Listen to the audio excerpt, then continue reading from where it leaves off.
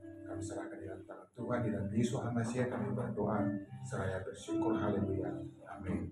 Sahabat Shalom, Bapak Ibu, apa kabarnya? Luar biasa. Luar biasa. Kalau luar biasa berarti siap Diberkati. siap diberkati, amin. Baik. Tadi natsnya dari mana, Dek? Tolong kan sebentar Bapak Ibu. Samuel 16 ayat. Isinya maksudnya coba. Oh. Tetapi Tuhan melihat hati. Ya, selengkapnya.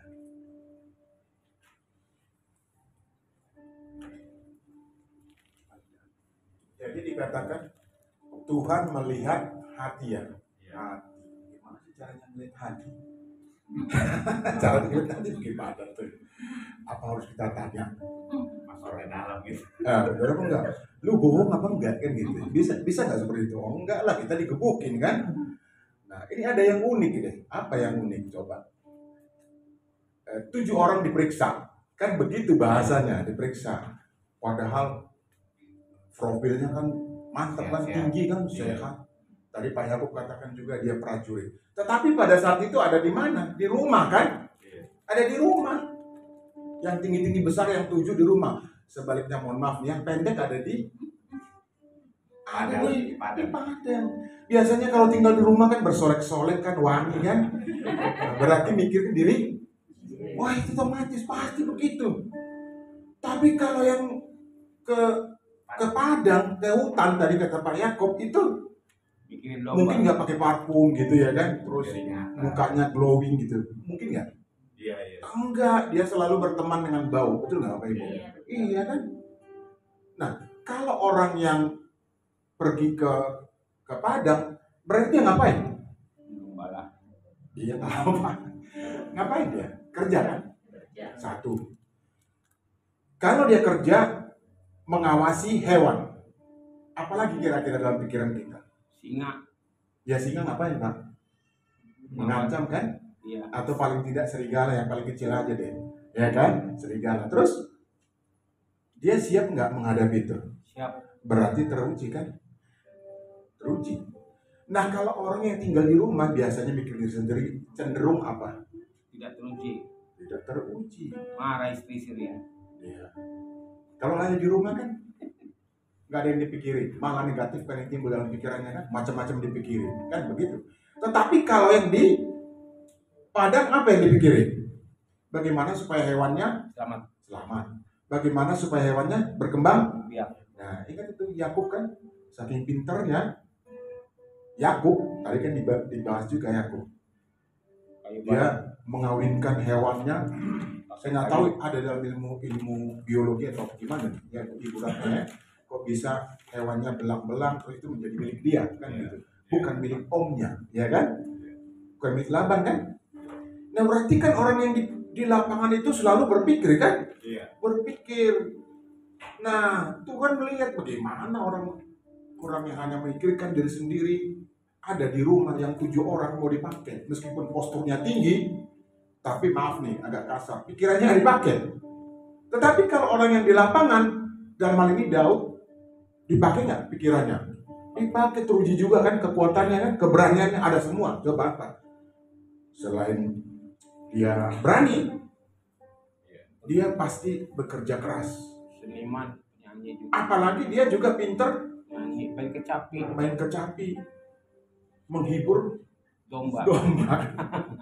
Sehingga kemudian dombanya bertumbuh ya. Bisa begitu ya Pak ya? Bisa beranak gitu misalnya, bisa begitu. Bisa berkembang biak ya, amannya kan begitu. Nah, ada juga pengalaman orang-orang pintar mengatakan pengalaman itu adalah guru yang tentu Daud punya pengalaman lebih dibanding 7 saudaranya. Jadi Tuhan melihat itu kan? Ini teruji nih, ini berani, lalu kemudian ini orangnya mau kerja. Dalam hal ini dia juga orang yang tulus. Biasanya kan anak bungsu itu enaknya di rumah kan? Benar nggak Bapak Ibu? Mana mau disuruh-suruh, saya di rumah aja. Itu terjadi peristiwa Esau dan Yakub karena anak bungsu ini kan, si bungsu kan di rumah terus kan? Di rumah. Tetapi kemudian memang Yakub itu menjadi pekerja keras pada akhirnya. Nah, kalau anak bungsu ini yang namanya Daud, itu sukanya kerja, sukanya melakukan sesuatu yang produktif. Tetapi kalau yang 7, mana produktif? Kalaupun dia seorang prajurit, kan ada tempo-tempo dia kerja, berperang. Nah ini tiap hari kan, makanannya apa?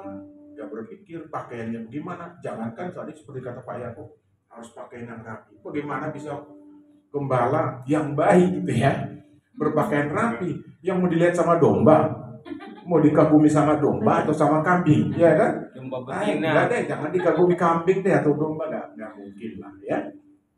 Nah itu Tuhan melihat itu, ini orang mau kerja. Karena Tuhan pada akhirnya juga Yesus HaMasiah kan bilang, pergilah ke seluruh dunia, beritakan apa? mengabar Injil. Kabar baik itu berarti kerja kan? Nih, Lah kalau di rumah aja kapan menginjilnya? Seperti kan Pak Yakub tadi hanya di rumah. Nah itu yang unik dari Nats ini tadi. Ya, jadi ada juga pepatah mengatakan melihat hati. Kalau orang misalnya ada berbuat salah, lalu diminta maaf, jangan dimasukin di hati ya, katanya. Ya kan? Itu berarti lupakan aja. Ada juga yang mengatakan begini,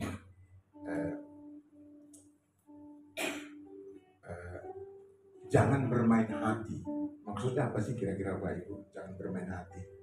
tukang dagang. Dikit-dikit dia senang, lalu sebentar lupa. Sedikit-sedikit dia gembira, lalu kemudian berubah menjadi sedih. Ini karena bermain hati, Bapak Ibu. Ya. Jadi hati-hati dengan hati. Firman Tuhan mengatakan, jagalah hatimu dengan segala Waspada. Nah, jadi hati itu adalah kekuatan. Hati itu adalah hidup. Banyak orang, Bapak Ibu Saudara kasih, sakit karena hatinya sakit. Liver. Ya kan? Bukan hanya sakit hati, tetapi dikit-dikit dia mudah tersinggung. Dikit-dikit coba. Saya tersinggung dengan dia. Kenapa? Dia tidak menghargai saya. Ini main hati kan? Lalu dia bilang lagi, sampai kapanpun saya tidak akan mau bertemu dengan dia. Ya bubar kalau gitu kan. Ya, karena main hati.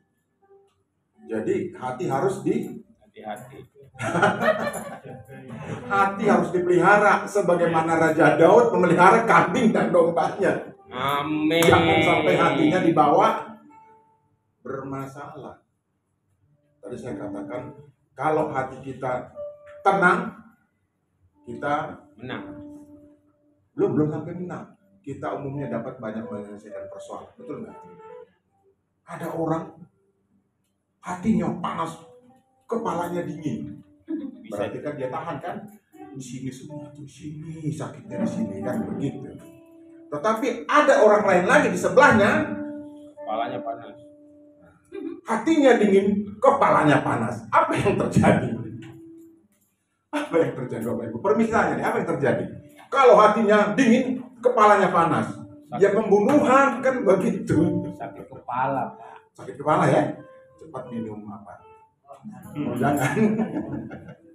Nanti kita diprotes ya oleh pedagang obat, produsen obat. Jadi yang benar, Tuhan melihat hati, bukan artinya melihat postur, profilnya. Ini orangnya tinggi, tegap. Ya cocok memang jadi tentara kan. Maaf, sebelahnya juga cukup jadi preman juga kan. Kalau penampilannya sangat, jenggotnya misalnya putih gitu ya Pak ya. Jangan lihat di sini lah.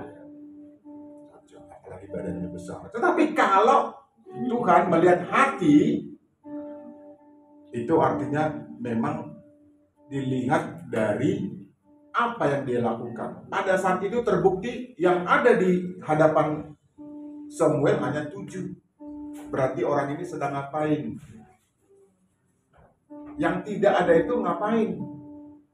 Dan sampai ada kan tertulis kita belum makan kalau orang itu belum Datang. datang. Setelah datang ini nih gitu. Tuhan berikan sinyal ke Samuel. Ini nih, jangan sampai salah pilih seperti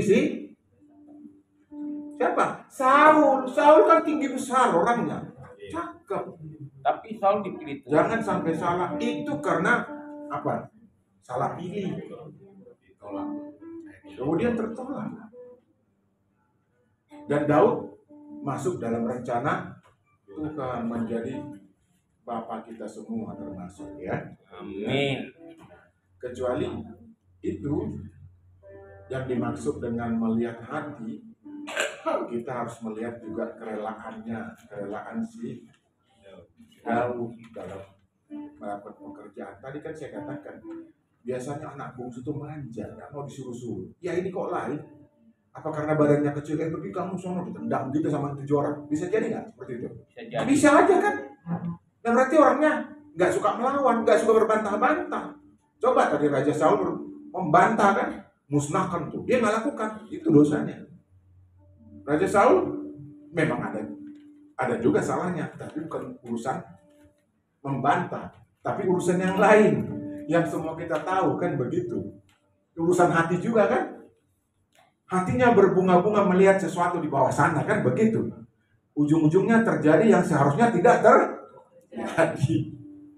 Dan dosa itu terus sampai kepada yang di bawah. Orang mengatakan begini, Raja Daud itu tangannya berlumuran darah. Ya memang zaman perang ya mesti seperti itu. Tetapi kalau hati dia salah.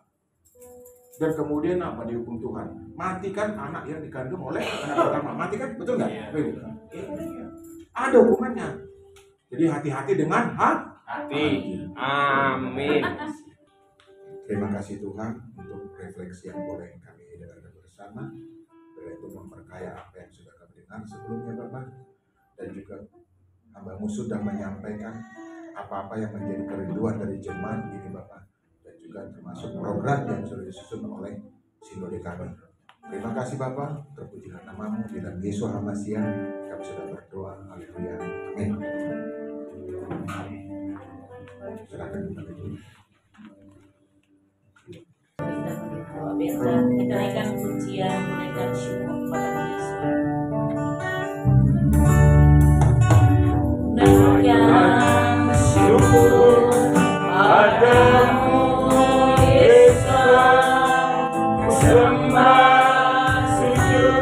kepadamu Bapa di hadapan tahta kemuliaan-Mu